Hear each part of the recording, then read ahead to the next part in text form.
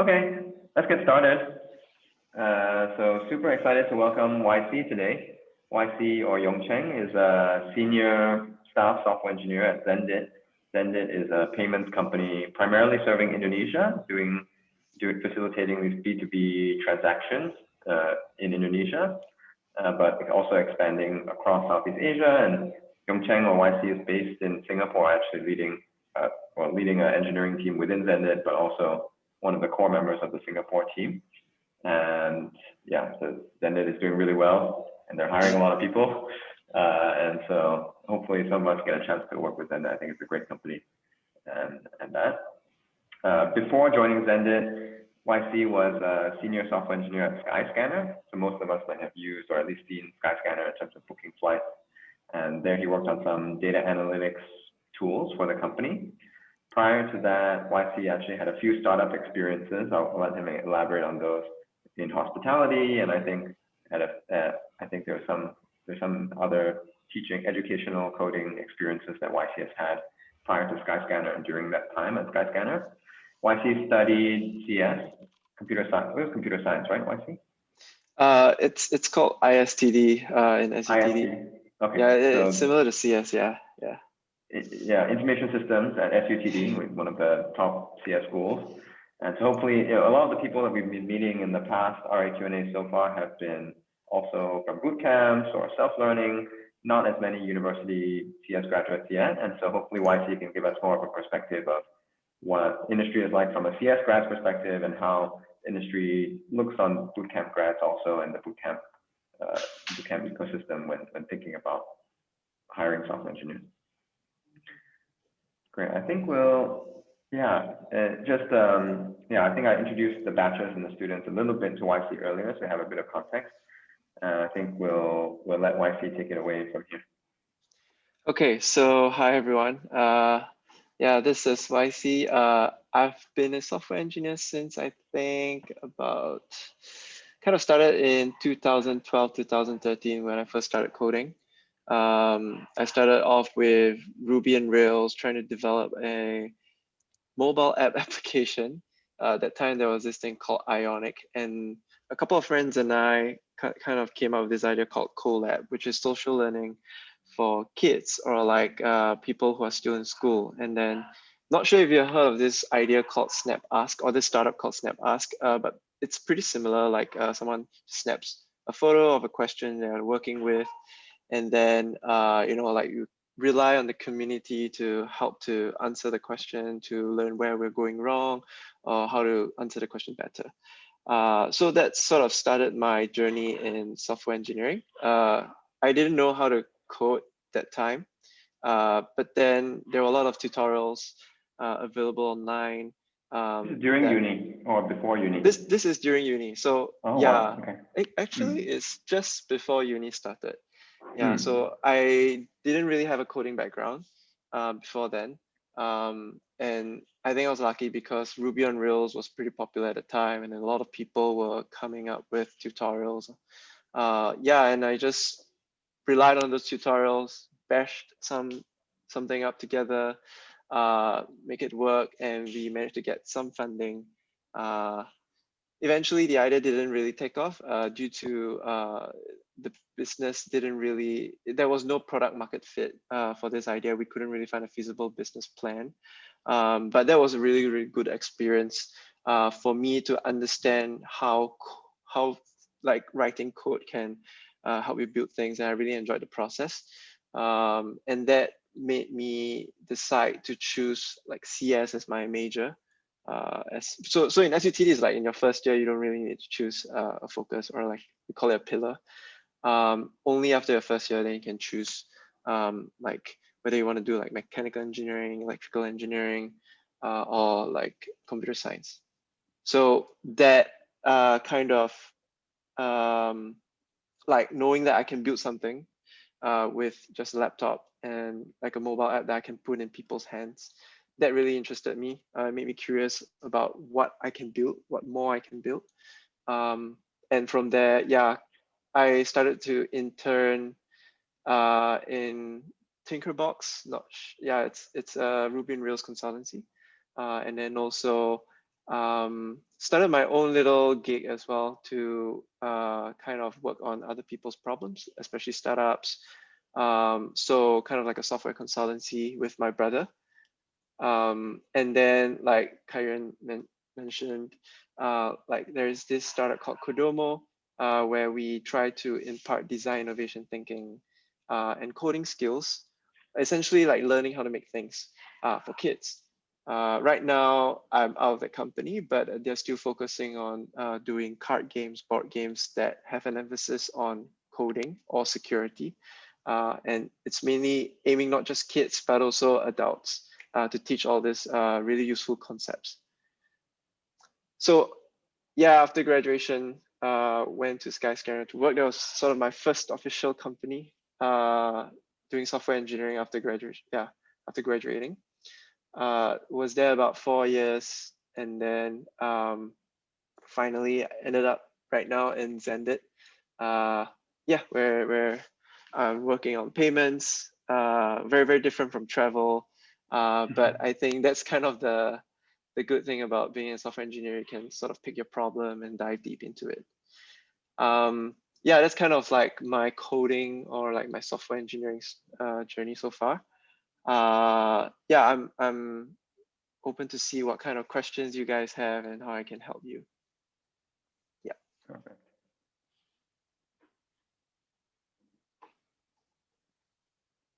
Hey Yong Cheng, hi. My name is Jikon, and nice to meet you. Thanks for making time today. Yeah, I just wanted to find out a little bit about what do you do at Xendit, and also wanted to get both your perspective on engineering problems within like a payment space, as well as how the payment space is going from a business kind of like point of view. Yeah. Okay, so when I first joined Xendit, this is about 1.5 years ago. I was tasked to refactor the whole virtual account system. So in Indonesia, they have this concept called a virtual bank account. So usually bank accounts are physical, like they hold physical money, but you can imagine virtual addresses tagged to one physical bank account. And then we serve our B2B merchants, and they can actually move money around from these VAs. And that actually opens up a whole lot of possibilities for merchants who don't really have a physical bank account, but they rely on Xendit's bank account. Or if they do have their own bank account, they can actually allocate virtual addresses where they can do money movement. This behavior, I haven't seen it anywhere else actually. It's quite particular, quite special to the Indonesia market. So I went into as a kind of like a senior software engineer to help understand what were the issues with the current architecture and what new architecture, what kind of new stuff that I want to bring in that makes it more reliable. Like in the face of like really unsteady, unstable banking technologies from the banks there. But also at that point of time, the system in Xendit wasn't great. Like we built a lot of stuff as a startup. Things were just hacked up quickly. And that caused a lot of issues where we were unable to handle load, we were unable to handle like edge cases. So we kind of needed to build a really scalable architecture that could solve these issues, but also prepare for the future where if we do want to integrate more partners, more banks, not just in Indonesia, if we do want to like scale it up to banks in Philippines where we are actually in right now, or like around Southeast Asia. You can think about Vietnam, you can think about Singapore, Malaysia. Yeah, so how do we enable the architecture to scale up to enable more modes of business possibilities for the company? So it's a lot of tying the business opportunities, the business needs, and then you kind of need to be a little bit more future looking, and then kind of build it for the business. So that was my job. Now my job has kind of morphed into being a staff engineer.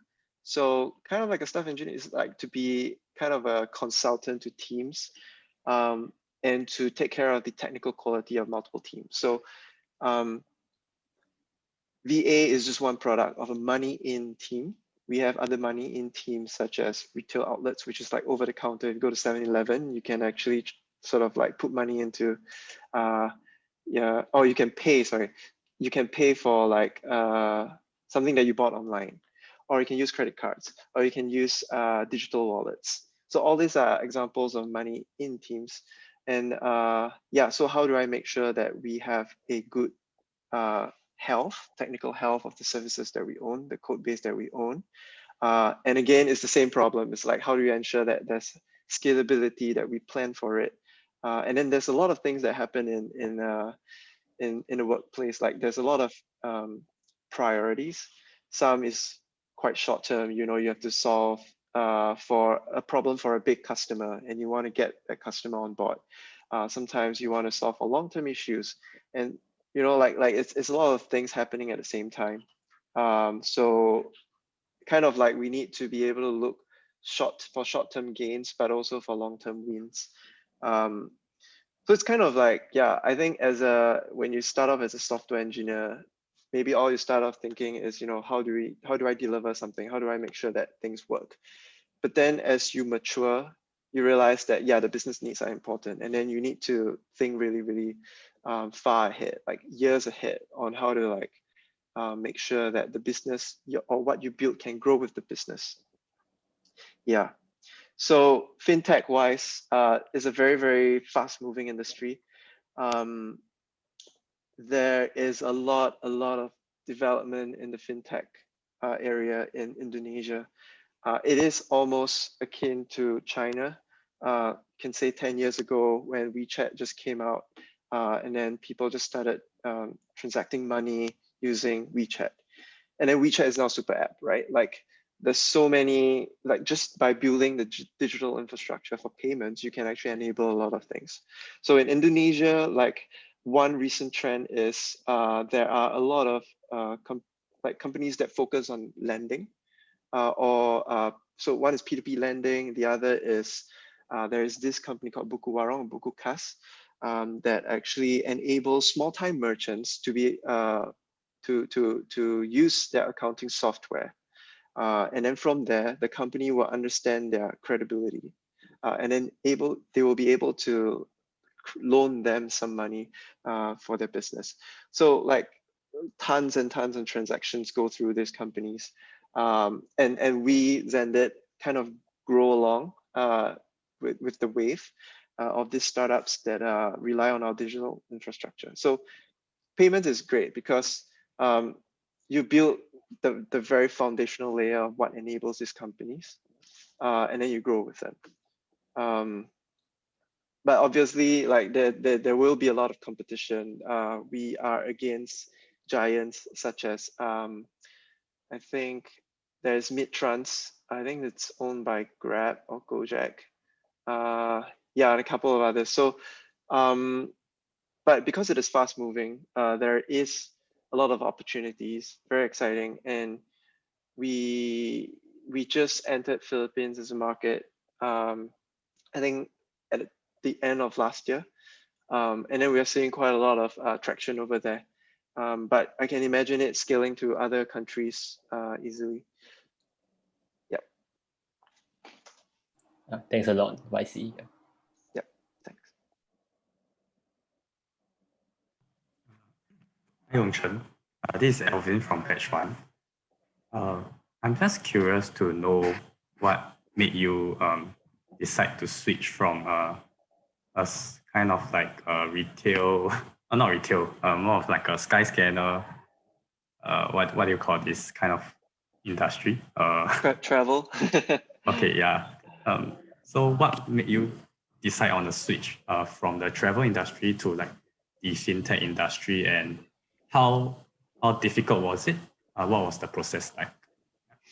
I see. Yeah. So it's not just jumping industry to industry, but yeah, I can explain that. So as a software engineer, I thought like it would be interesting to go into a different industry to understand the different problems that the industry faces.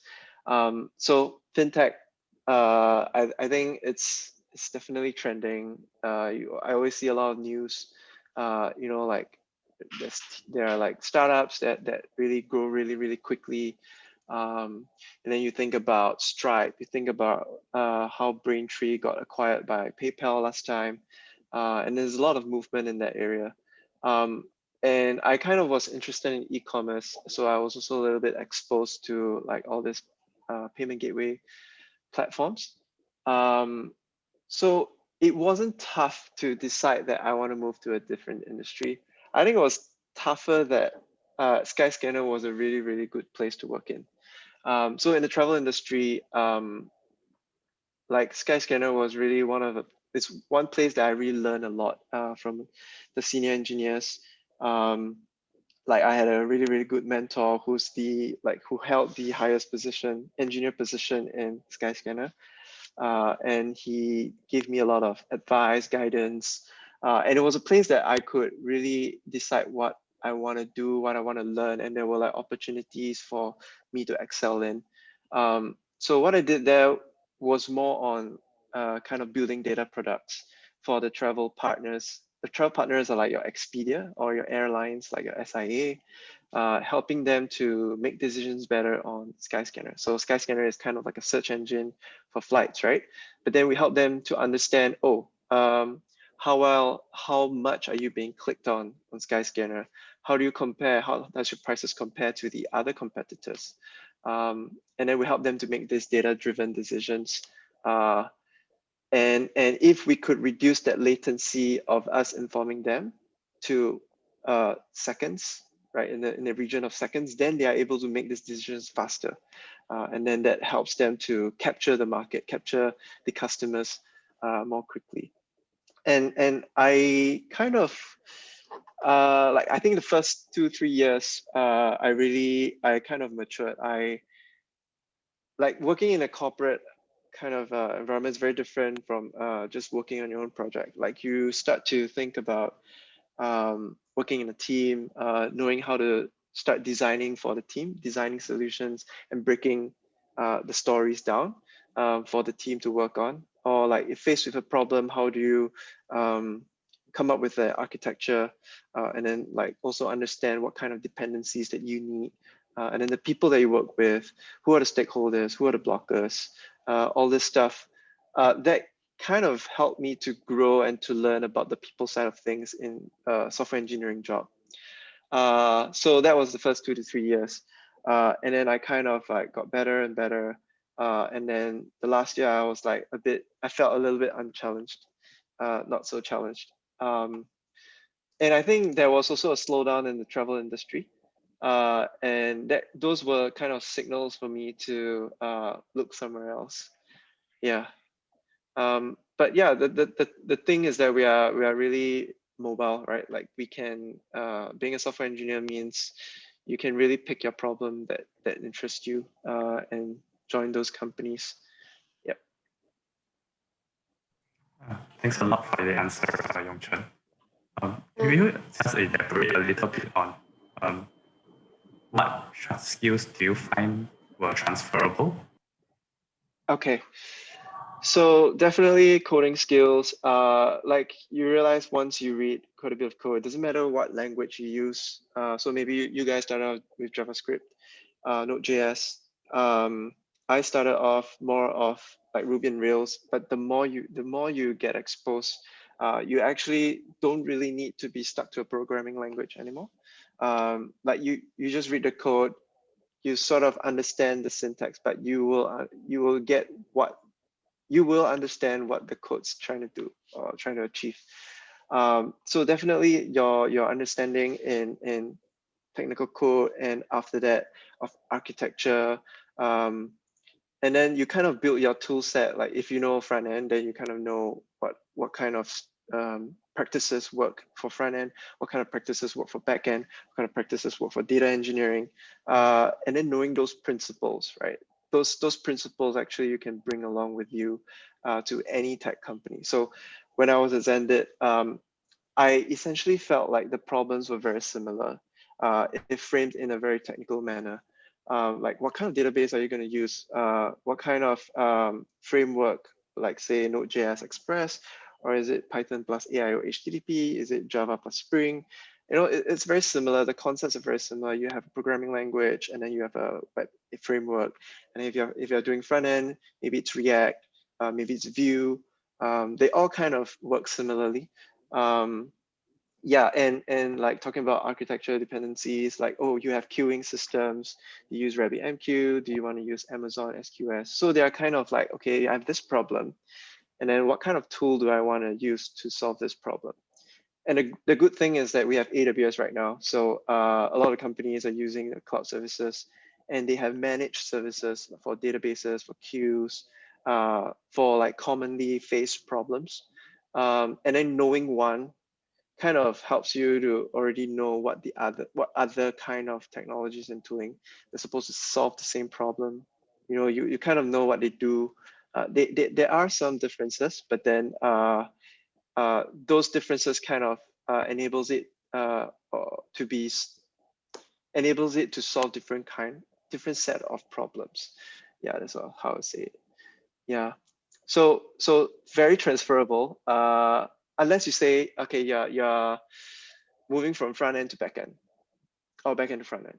So I think you guys are doing full stack, so that's great. Like you get the best of both worlds, and then from there you can decide which one you want to focus on. Each one has kind of like their deep paths to mastery, but then I think more or less, if you do front end, you still have to do some back end. If you do back end, you still may have to do a little bit of front end. And knowing all how this work together, how they get integrated together will definitely help you in growing as well. So as you mature, as you grow more senior, like you need to know how these things work, right? And what kind of tooling, what kind of technologies you want to solve like this problem, that problem, and you piece it together. That's kind of like the architecture. Yeah. Thank you. Hi, Chen. Yeah, Veena here. I have a question that you have changed the domain from travel domain to payments, right? So yeah, you discussed about the challenges you faced also. So how, I mean, that payments domain is in depth. It has a deep. It is a deep domain, right? So as a software engineer, how much a software engineer should know to work on that domain? I mean, in that, I mean, to work on a particular product, and if you yeah, how much deep one should go to learn that? And if you recruit someone from another domain, suppose, then how long you expect them to learn that particular domain to work on? I mean, for a new joinee. Yeah. Yeah, actually, before I joined Xendit, I wouldn't say I understood the domain very well. So yeah, I kind of took a plunge on that. But I think the most important thing when like tech firms are recruiting is, yes, they do look for if you have been in a similar industry before, that will definitely help. But it's not a deal breaker, right? Like if you're strong as an engineer, you're willing to learn. I think the probation period, so for us, it's like 3 months, or I think the first half year will be good for you to know and understand and learn the domain. And I trust that really good tech firms actually have a good onboarding program that will actually, maybe in the first few weeks, they will teach you what the company that you're joining, what's the suite of products that they provide, what kind of problems they're solving, and then, you know, between them and competitors, what's the differences. I think that's kind of like, if I join a company, that's what I expect, and that helps me, you know, like, because sometimes if I just do my own kind of due diligence to learn what the domain is, but then that's not very direct like specific to this company. Maybe this company actually has its own kind of problems that they're solving. It's very different to like the whole fintech industry, right? The fintech industry is huge. Maybe they're just targeting one little piece in the whole process. So yeah, you should maybe do a little bit of learning, but just beware that that may not be relevant at all. So when you join a company, the first few weeks is, I think every company will sort of like give you the time and space to learn. They won't pressure you. They won't say like, oh no, you should have done your work, you should know this, you should know that. I don't think that's the case at all. We do understand that people come from different backgrounds, different industries. The problems they have solved before, say you're in marketing, say you're in software engineering, say you're in sales, they're kind of still compartmentalized to those problem sets, but just applied differently to a different industry. So to your next question about how long do you think it will take for an engineer to learn the domain industry? Like even for me, like I was quite confused. I was quite overwhelmed in Xendit. Like there was so many different payment methods. There were so many things going on. I think it took me about really 4 or 5 months to really understand the domain. And then like, of course, I was worried, right? Like going into the company as a senior engineer, do they expect me to like pick things up quickly? But I'm glad on one hand, the people there were really, really patient with me. Like if I have any questions, they really took the effort and to answer my questions. But also I think it's really dependent on us to ask when we don't know anything, when we don't understand anything. Like that's the responsibility that we have to want to find out, right? So, but then the quickest way to really find out the answer is to just ask. Of course, there's some things that, you know, maybe you ask for guidance, ask for general direction on how to solve a certain thing or how to understand like something that you don't understand, right? And then yeah, once you get a general direction, then you can sort of like dig deep on your own. Yeah, but 4 to 5 months, I would say that's pretty long. Like now that I think about it, but yeah, like if you really want to be good, you want to really dig deep. Yeah, it can take a long time. Yeah. Thank you for answering. Awesome. Looks like we have a question from Ian. Ian is currently traveling, so he's not able to on his camera, but he asked a question. Ian actually teaches coding for kids at a company called Nullspace, and he's part of Rocket Academy's course to further his, he was from an accounting background, and he's in Rocket Academy's course to further his software engineering knowledge and expertise. And Ian asked, what inspired and motivated your tech education projects? I'm curious about your story. What inspired it? Yeah, I guess kind of like, so I think in Singapore, tuition industry is like quite a big thing. Yeah, I felt like there was this gap when I was in uni that wasn't taken care of. Which is, you know, like kids, we don't really have access to. So like as a secondary school kid, you don't really have access to the JC kids, or like to the uni like students for them to answer your questions. But then in uni, we have this kind of like I forgot what that app is called, but it's to sort of encourage discussion within your class, and then like people chime in on like if they have any questions. I forgot what it's called. It was developed at MIT.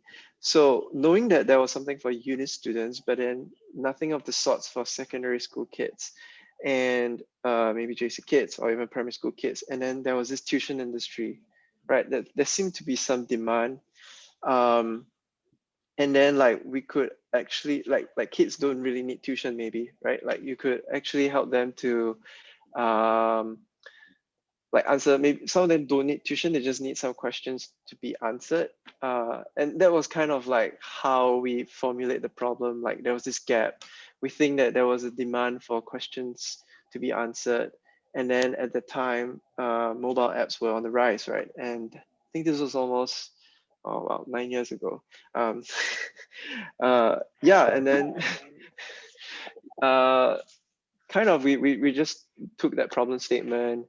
I have this friend with me, he's Edward, and he was a hustler, right? And he was like, come on, let's solve this problem. So it was great that I have 2 friends, Edward and Olivia, to work on this problem with me. And then we just started, like of course, me being an engineer, I'll be like, hey, this doesn't work. Hey, this doesn't seem to work. I really don't know how to do this. And then Edward would be like, come on, I think we can. Let's try to make just something that doesn't really work, but kind of works. And then we see how it goes from there. Yeah, and I, being more like a bit of a perfectionist, will want to make sure things are done well. But then, yeah, that kind of actually obstructs me from bringing this solution. So I think the main thing was to get it out and test it with customers, test it with the students, which we did, and that was fun. So yeah, that was my first foray into kind of the ed tech industry, and then followed that was Kodomo, which is to kind of teach kids. So it wasn't specifically coding. How we started off was in uni we have this capstone project. So I came together with a bunch of really good friends to do an entrepreneurial capstone, where we developed like a smartwatch for kids. That came with like tracking features and like all that. And then we also package it nicely, colors and all. And this team of friends, I really enjoyed working with them. And that's why we sort of came up from there to do something else for kids. Yeah, and we found that, coming from SUTD, there was another gap, right?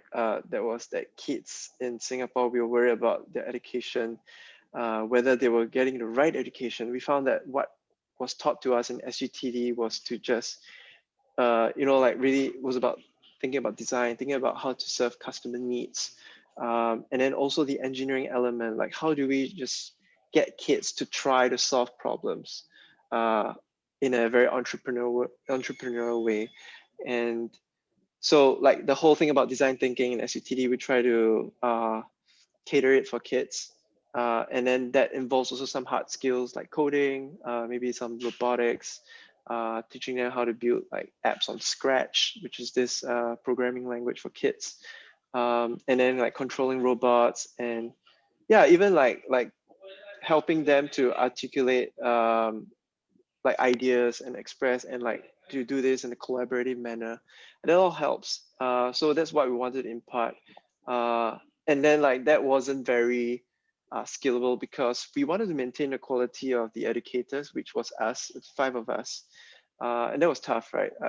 Karen, I'm sure you know this, to scale the quality of a boot camp, and like it's tough to find really good instructors, and it's kind of like a service business.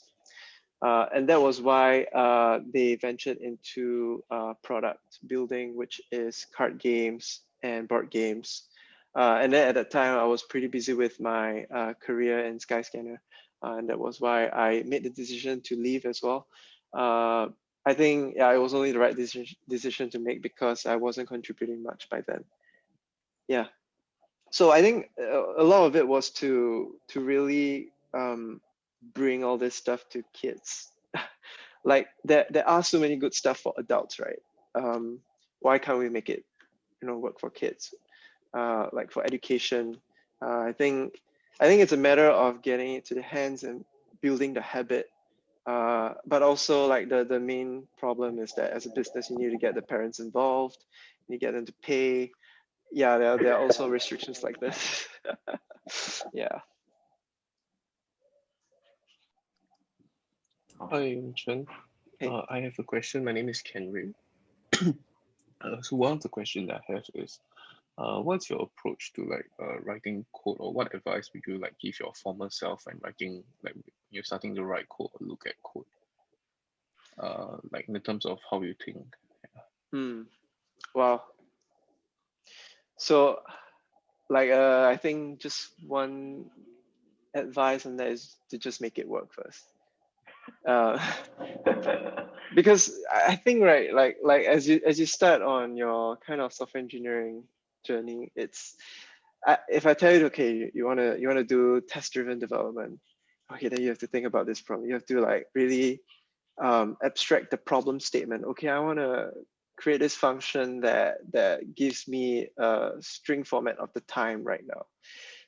Then as someone who just started, you can't it's very hard to extrapolate that out yet, I feel.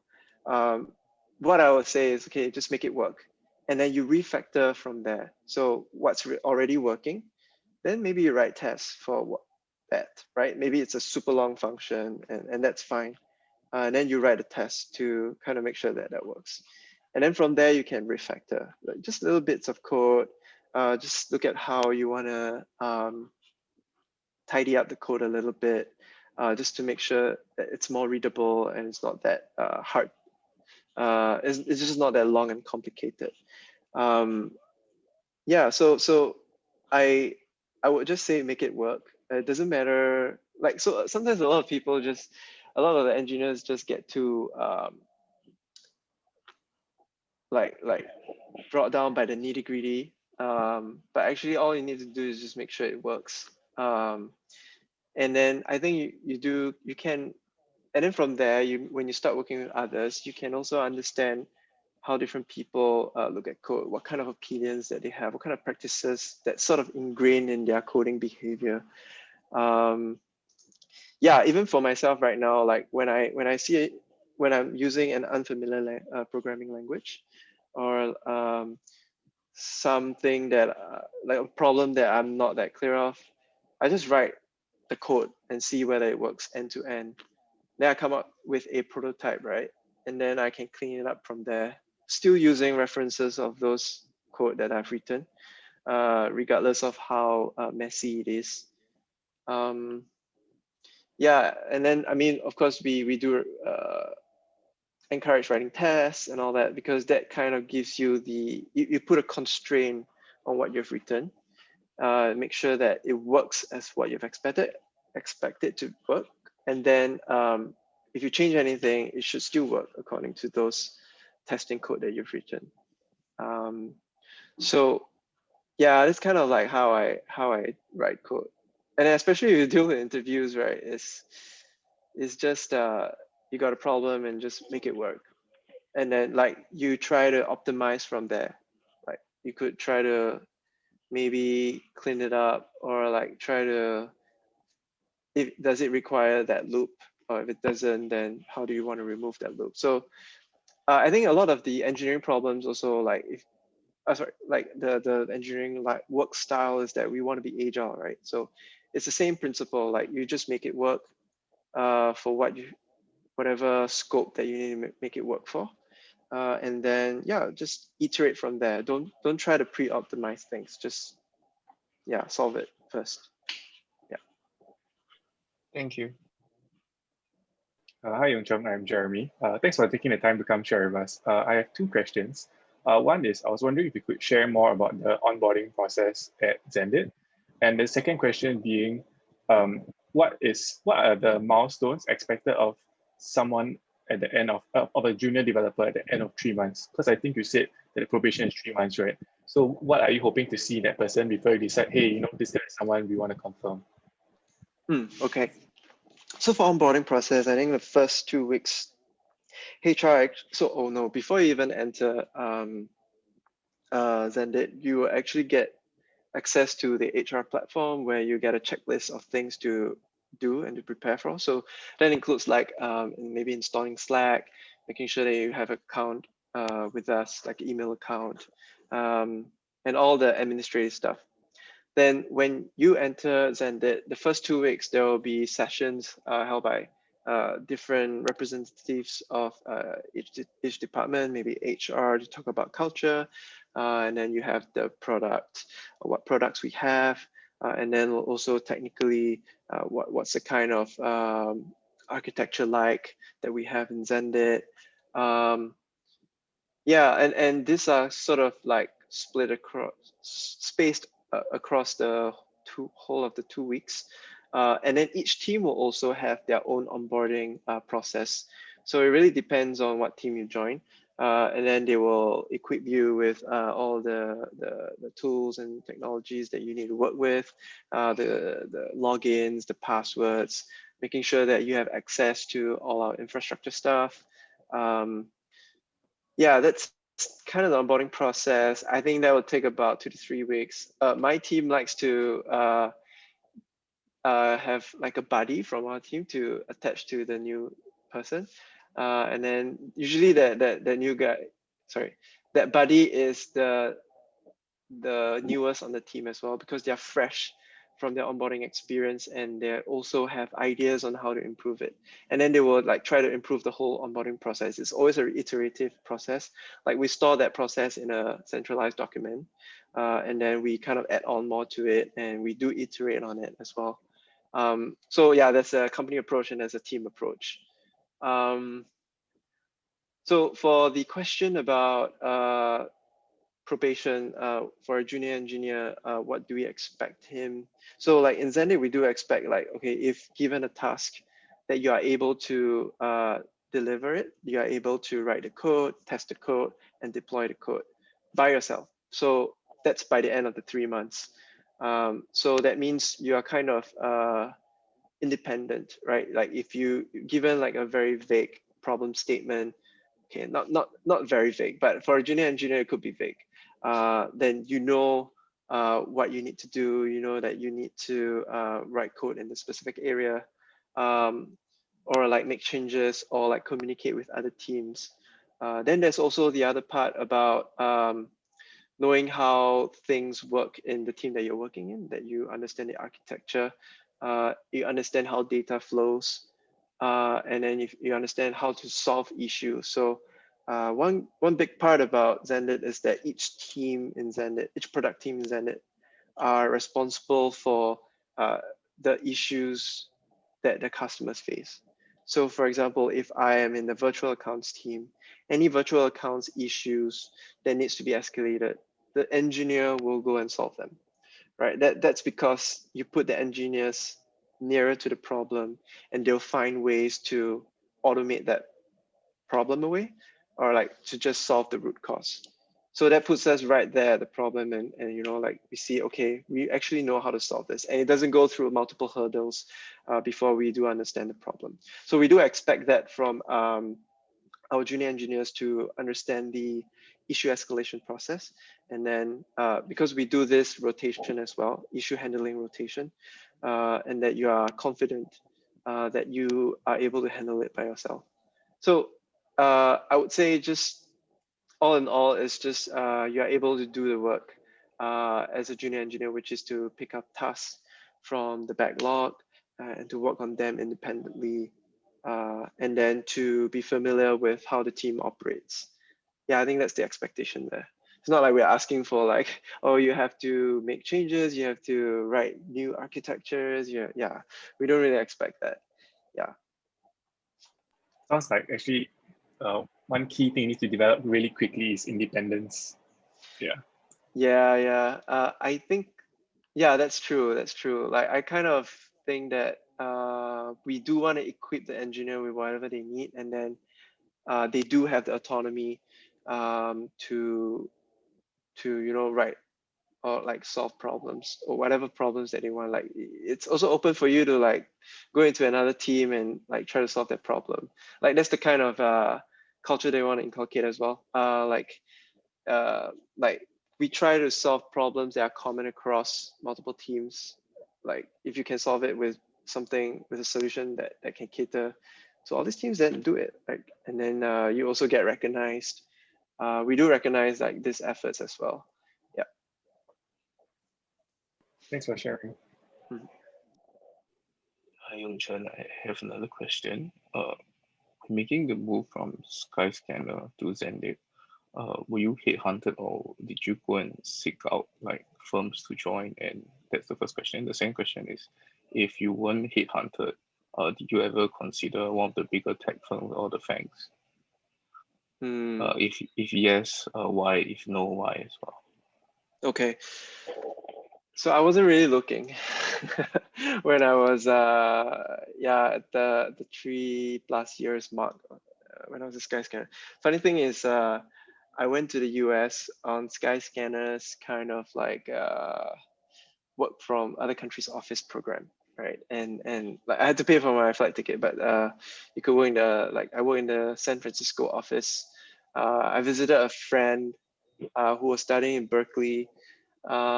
And he actually got offered a job from Xendit, but he wasn't gonna take it. He was taking a job offer from Microsoft instead. But then he sort of introduced me to one of the founders in Xendit. Very serendipitous, very lucky kind of encounter there. And yeah, like I talked to the tech co-founder, and then I talked to the CEO Moses, at their Zen house, which is the kind of like their home office. And he was like, yeah, you want to do an interview with my CTO as well? And I was like, okay, we'll arrange something. And that was it. Like I wasn't really actively looking per se. Like I was just like, okay, what's interesting around the valley, right? Like, yeah, my friend was studying like data science, and then like he had access to all like the meetups, and then like to talk to companies that were around the area. And then I followed, and then we kind of explored these tech companies. I visited my friends who were working for some of these companies as well. But yeah, when it came to making the decision to join Xendit or not, like I was kind of concerned. Okay, it's kind of growing. It's a startup. It's in Indonesia. I'm based in Singapore mostly. Do I want to make the jump to this company where I have to travel like half of my time? This was before COVID, right? So yeah, I do question myself at that point of time. Like, yeah, like joining a startup. It's still a startup, right? And then Skyscanner was pretty established as a tech firm. Why not join Gojek? Why not join Grab? Yeah, and then like what really attracted me. So like Xendit's interview process was quite special. Is that they have a trial period for like candidates who have gone on to the last stage, and that means you go to their office and work 2 days with them on a problem that they give you. And during those 2 days, I found that I really liked the culture there. Like the people were really involved, and they were really super nice. Like I kind of got their vibe there. And then people were willing to help each other. We have free lunch, free dinner. It is really good food. Kind of miss that now, and now that I'm not in Jakarta.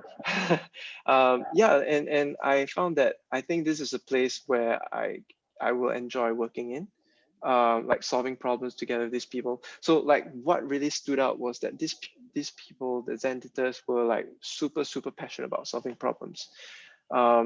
Like even before joining the company, I went to the company retreat. And then, you know, like people just like Moses CEO just gave a talk about, you know, the plans for the year. And then people were like raising their hands, a lot of them, to like ask questions like, what is the plan? Like, how do we see ourselves in the future? What are we doing about this experiments? You know, there was so much passion I felt from these guys. And then I was like, wow, these people really care about the problem solved. And then I was like, yeah, it's important to me as well, like because I do gather motivation from who I work with. So, and that kind of helped to solidify my decision to join Xendit. Yeah. Thank you. Yeah, it was mostly the culture, I think. Yeah. Yeah, hi, Yong Cheng. This is Jerome. I got a question. So just now you were mentioning about, you know, how your business like scales with tech or vice versa. So could you share like examples of what you mean by like scaling your tech? Is it like the architecture, like, or maybe the certain fintech, you know, languages or whatever? And like, yeah, maybe how do you like keep up with all of this? Yeah, thanks. Yeah. Okay. So yeah, the thing about startups, I think most startups do this, is that they see a problem, and then they're under pressure to deliver, to get investor money. So I think more or less the things that they build will accumulate technical debt, and that means that whatever they have built won't be able to solve for more customers, for example, or like accommodating different kind of customers. So for example, like in Xendit, okay, like we have this thing called business ID. So if you're a business, you're a merchant, and then you come to us, there's an ID tag to you. But then we realized that a business is not just a business, right? You can have entities that span across different geographical regions. Is that still a business, or is that an entity? Or is that, and then like with each office in each country, they have different ledgers. Then like you think about it, it's like, okay, shit, we didn't really build our data structure correctly in the first place. But a lot of the business has been, built according to this business ID concept. How do you migrate everyone to use something that's new, that's more ideal, that reflects the real world? And so like when you think about regionalization, you want to expand to different countries, and then there are different rules, there's different expectations of the user experience. So one thing is like translations, right? Like you don't really want to care about translations when you deal with say just one market like Indonesia. Maybe you just serve English and Bahasa Indonesia. But then when you want to like serve different countries, different languages, especially that problem is especially important in Southeast Asia. Then you need to have you need to make sure that whatever your product have can be scaled accordingly as well. And all these are enabled by tech, right? By the code that we write. So yes, that means you should plan your data structures ahead. But it's all an evolutionary thing, right? Like you just want to solve the problem at the start, get the investor money, put the product in the customer's hands, and then really prove that this is a working business concept. And then there will be mistakes, right? There will be limitations on what you can do at the start. And then that's where you need people to come in. And then this is where you hire maybe more senior people, and then they have experience from scaling these growing startups before, and then they come, okay, then they make suggestions, okay, we should do this, we should do that. Yeah, that's what I mean by like scaling with the business. So one is that's like kind of horizontally scaling, right? Like to different geographic regions.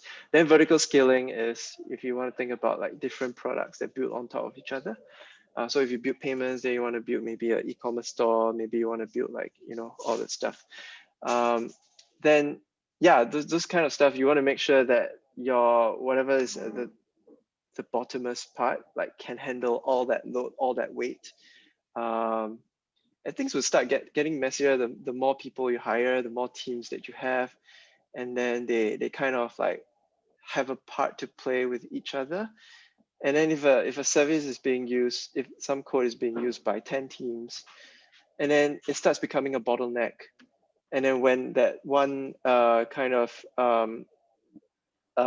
service gets down, then every product team sort of gets affected as well, and that's not something we want. Yeah, so I'm not sure if that answers your question. That's very clear. It gives me the examples. Yeah, thank you so much. Cool. Perfect. I think in the interest of time, we're going to wrap up here. Maybe one final question for Yong Cheng. If you had any advice for aspiring software engineers like our friends here who are mostly career switchers who graduated from a discipline other than computer science, but with some work experience and plan to transition to tech as a software engineer, what would that advice be? Well, my advice will be, this is as a new starter, career switcher. Yeah, I'll say don't worry about. So I think like yes, you will learn a lot of stuff, but what matters is that you get things done. Like the projects that you do will definitely help you in understanding more in how things work, back and front end, database, all that stuff. And sometimes you'll see areas where you feel frustrated. You feel frustrated because you don't understand what's wrong. Take a break, but then and then like go back at it again, and just I think like as long as you get things done, you will definitely learn. Like it's a frustrating process. I know. I got through it also. And then even when you join a company, like you may worry, like, am I good enough? I would say take it as a learning process. You will definitely learn. I mean, you being here in this bootcamp, you've made the decision to step, first step to really learn, and you already like kind of like going against all the kind of worries and concerns that you have, and you're getting things done. So keep that up, I would say. Keep hustling, keep pushing. Things may not be done very well, but you've done something, you've built something, and it's always a ever ongoing process of self-improvement and learning. So yeah, I guess that's the kind of advice I'll give there. Yeah. Perfect. Thank you so much, Yong Cheng. That was amazing. That was really, really helpful. Thanks for your time. Thanks Thanks, everyone. Thank you. Thanks, Yong Cheng. Thank you. All right, expect some resumes coming your way. Sure. We do have a lot of openings. So if you're interested in working with Xendit, let me see. Just put on the website here for everyone. Xendit.co/en/careers. Yeah, my email is. Yeah. Cool. Perfect. Okay. Thanks, YC. Thanks. See y'all. Actually, is it yeah. possible to share a little bit of how the interview process is like for Xendit? Oh yeah, sure. You're right, Karen. Okay. Okay. Cool. Yeah, okay. Yeah. So it starts off with like an online test, kind of to understand, whether you have the basics of some of the programming skills, and then we will sit down with you for half an hour to understand your experience. Probably, so if you are from a bootcamp, then we'll try to understand. So we do hire from bootcamps as well. So we tend to hire from this bootcamp called Hacktivate that's based in Indonesia. Actually, we have quite a good track record from hiring there. And then we kind of understand your experience in building the projects, what kind of stuff have you built, and then we see if you're a good fit with the team, and then you proceed to trial. So that's usually it's a 2 days trial. We give you a problem, and then you come in. We kind of brief you on what the problem is, and then you take a day to kind of like sync up with us throughout the day, ask us questions, and you meet different people that you'll be working with too. And then the next day you have a presentation to present your solution, like what's the code that you've written. So we do have outcomes like, oh, you should be able to do this, and then you just kind of follow. And then if you want to do a little bit more extra, we do recommend you also like what this extra stuff could be, like kind of like bonus points. So I think what we're looking at is whether you can work, whether you fit in with the team, whether you work well with the team. Definitely looking at how confident you are as well. And how you solve the problem. So like we will really appreciate if you ask a lot of questions on the first day or the beginning of the second day, throughout in the syncs throughout the day. That kind of tells me you're interested in the problem. You're trying to explore the problem space. And by understanding it, definitely more questions will spring up, right? So that sort of tells me you're really working hard and interested in the problem. And then that helps you to come up with a solution that tries to be encompassing of the scenarios, of the situation that, or the problem space that Zen is interested in. Because like I can give you a problem and say, code for me this function, but that's not what you do in your day-to-day, right? We're trying to emulate the day-to-day work. Like you have this problem, and then how do we want to solve it together? So if it's a interview for a more senior engineer, then the problem will be bigger. And then maybe you need to come up with a plan, like a technical specification of how you want to solve this thing. Also, I think like it will show maturity if you can sort of plan your time, saying like, oh, if so I have this problem, I'll spend 2 hours trying to identify the problem. I'll spend the next few hours trying to plan the timeline, and then like plan the stories that I'm going to sort of to implement, and then break it down. This shows like, okay, you kind of know what's to be expected. You kind of know how to break things down, and then you have a plan. So even if you don't finish the plan, I know that maybe the problem is not you, it's the process. It's you not having enough time. We didn't give you enough information.